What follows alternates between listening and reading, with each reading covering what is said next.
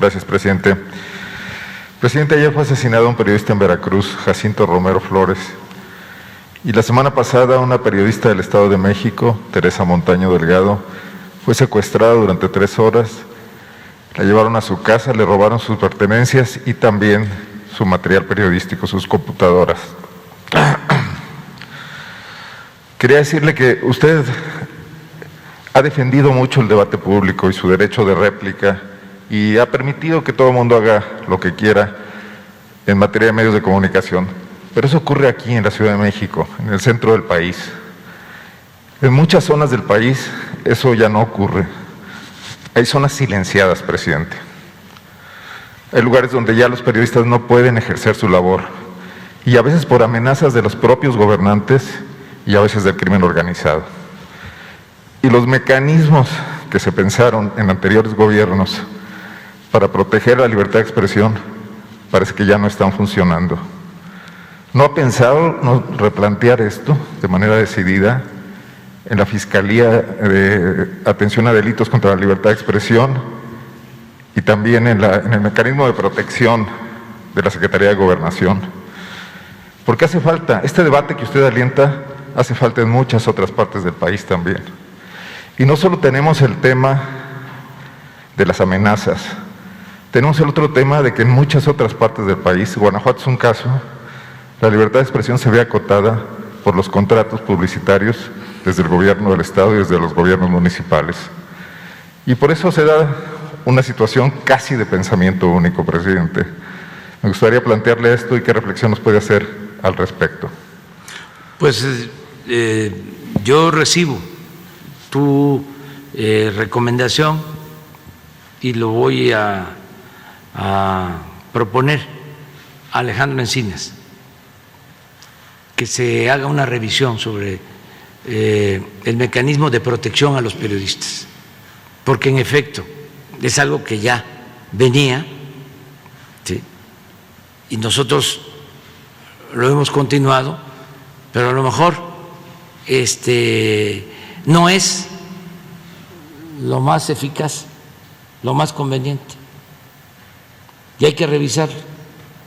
Entonces le vamos a pedir a Alejandro que se vea a fondo sobre esto.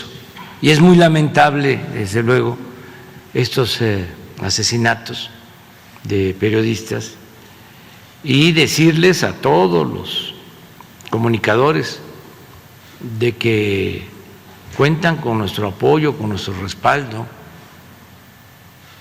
y que no aceptamos autoritarismos de ninguna autoridad, de nadie, y tampoco de la delincuencia organizada. En ese caso de la delincuencia organizada y en cualquier caso, que se sepa, aunque lo ideal es que no se le haga daño a nadie, pero si se comete un delito, se va a buscar por todos los medios, como lo hemos hecho, que no hay impunidad. Les pongo el caso de este joven que fue ultrajado, asesinado en Mérida. Eso es un crimen de odio. ¿Sí? Y no se va a permitir. Y no es nada más una actitud de los policías, no solo el que ejecuta, sino el que tolera ese tipo de atrocidades. Entonces, hoy volví en la mañana en el Gabinete de Seguridad a tratar el caso. Se tiene que ir a fondo y castigar a los responsables. Entonces, en general, para periodistas y para dirigentes sociales y para todos los ciudadanos, protección. Le decía solamente que en el caso de los periodistas va asociado el tema, digo, no es que se quiera un trato especial, sino el tema de que es un pilar de la democracia el debate público. Usted lo cree, usted lo ha dicho siempre, y bueno, en muchas partes del país eso no está ocurriendo, eso era el énfasis nada más. Pero quiero hacerle otra pregunta. Esto ya tiene que ver con el tema de Guanajuato. Aquí volvió a surgir el asunto de que seguimos en el liderazgo de homicidios dolosos. Lamentable liderazgo, por cierto. El 24 de julio, el mes pasado, en León ocurrió el decomiso de 100 kilos de cocaína. Aparece, yo creo que también en la estadística. Es una cantidad notable para una ciudad como León. Son 300,000 dosis.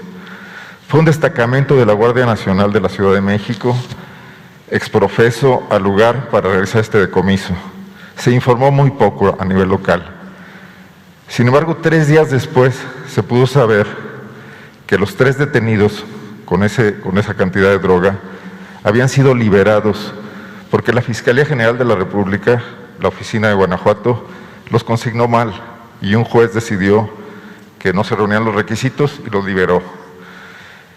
Guanajuato tiene un grave problema en este momento, es otro de los lamentables liderazgos que tenemos del delito de narcomenudeo. Ha crecido muchísimo en los últimos 2 años. Está sustituyendo al huachicol como el motivo de disputa entre las bandas organizadas que mantiene también alto el nivel de homicidios. Todo esto tiene que ver con algo que usted ha señalado, presidente, y que se ha convertido ahora en un tema de disputa política, porque los señalamientos que usted ha hecho para que el fiscal de Guanajuato se haga a un lado, se han convertido en un motivo de acuerpamiento entre la clase política panista de Guanajuato y sus aliados, incluyendo los obispos, incluyendo los empresarios, incluyendo la oposición que está muy domesticada en Guanajuato, incluyendo los medios de comunicación, en torno al fiscal, que incluso se dio el lujo de hacer una gira por medios de comunicación para decir que él está muy bien con el gobierno federal y que tiene perfecta coordinación. Lo desmienten los hechos porque no se resuelven los problemas. Quisiera preguntarle un poco su postura sobre esto, pero para obviar y no hacer otra pregunta, decirle que esto se está sumando a otro tema, el tema del agua, el tema del zapotillo, y que parece que nos estamos envolviendo en Guanajuato, nuestras autoridades, en ciertas banderas políticas que complican mucho más la resolución de los problemas. Violencia y agua en este caso. Muchas gracias, presidente. Sí, pues son temas interesantes. En primer lugar, creo yo que el fiscal, es mi punto de vista, no ha hecho un buen trabajo y que en efecto lo están protegiendo grupos políticos, los que predominan en Guanajuato, los que han gobernado durante años en Guanajuato. O sea, es una protección, pero esto perjudica al pueblo de Guanajuato, porque una cosa es la cúpula y otra cosa son los ciudadanos. ¿Cómo no les va a perjudicar si es el estado con más violencia? Si de todos los homicidios diarios, el 15% en promedio se cometen en Guanajuato. Entonces, ¿cómo van a mantener al fiscal? Nada más porque pertenece a una organización política.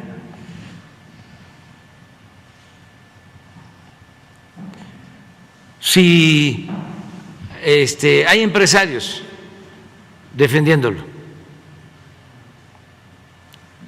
si se tratara de un gerente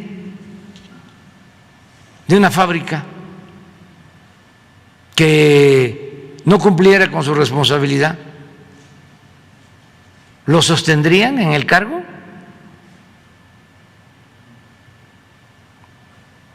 Entonces, eso se tiene que tomar en consideración.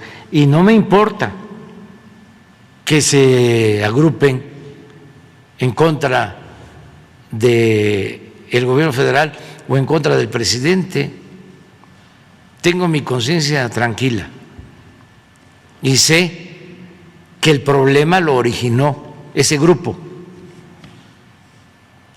porque se abandonó al pueblo de Guanajuato, porque es el grupo más conservador de los que sostienen que no debe de ayudarse a los pobres. Son de los que sostienen, aunque como también son muy apegados a la hipocresía, no lo dicen, pero sostienen de que si se es pobre es porque no se trabaja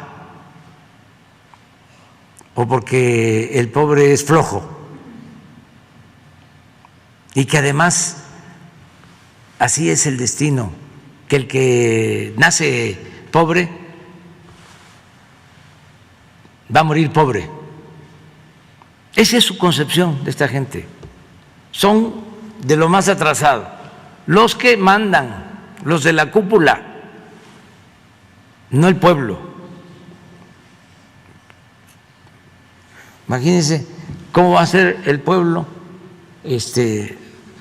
conservador, reaccionario, el pueblo de Guanajuato. Sería una contradicción si de ahí surgió el movimiento de independencia, si de ahí Hidalgo, gran dirigente social, planteó la abolición de la esclavitud.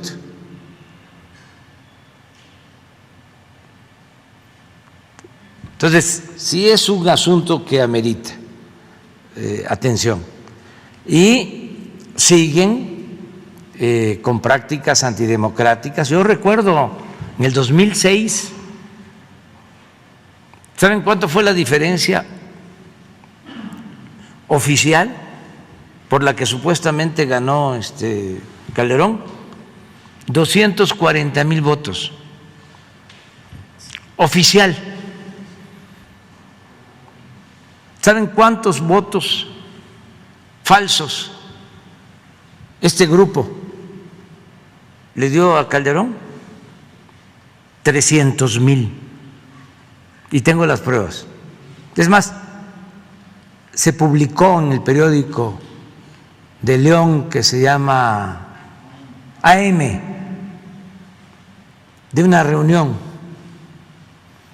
Se metió un periodista a la reunión, estaba el secretario de gobierno, llamó a todos los que eran delegados federales y les dijo: aquí mandamos nosotros, no en México, porque por nosotros está Calderón, porque nosotros le dimos 300,000 votos.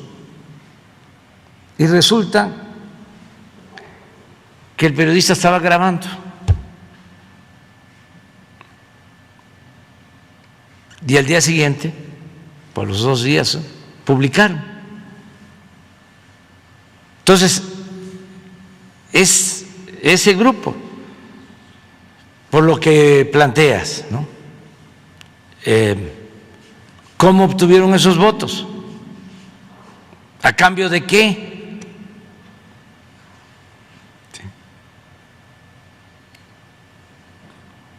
¿Cómo? Contaron con la complicidad de grupos para obtener votos falsos, para llevar a cabo el fraude. Entonces, esto es lo que está sucediendo, es lo que está pasando. Por mantener a costa de lo que sea el poder, sin honestidad, sin escrúpulos morales, se descompuso la situación social en Guanajuato y por eso se padece de la inseguridad. Y acerca de lo del agua, lo mismo. Por hacer negocio, el mismo grupo decidieron ir a Guanajuato y hacer una presa, a Jalisco, para inundar 3 pueblos, pero ellos entregaron los contratos a empresas españolas. Lo mismo, igual. ¿Mande? Sí, Fox era presidente, exactamente. ¿Y qué iban a estar consultando? No. Entonces, ahora sí que, ¿y yo por qué? ¿Qué quieren? Que con la fuerza pública, con el ejército, se termine de construir la presa y que se inunden los pueblos.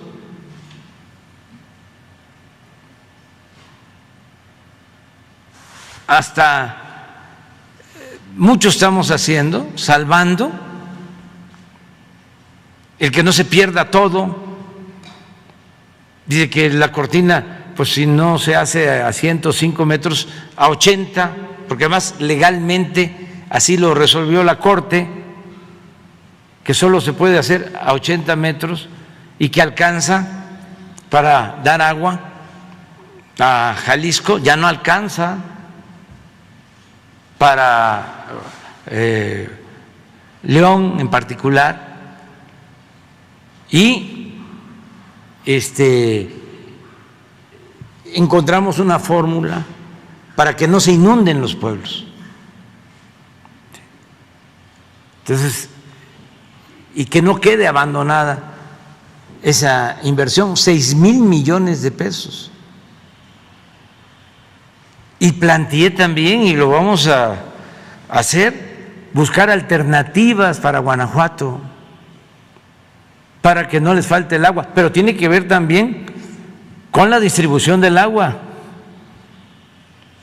porque también tienen monopolio y hay corrupción en el manejo del agua en Guanajuato, los mismos grupos o el mismo grupo.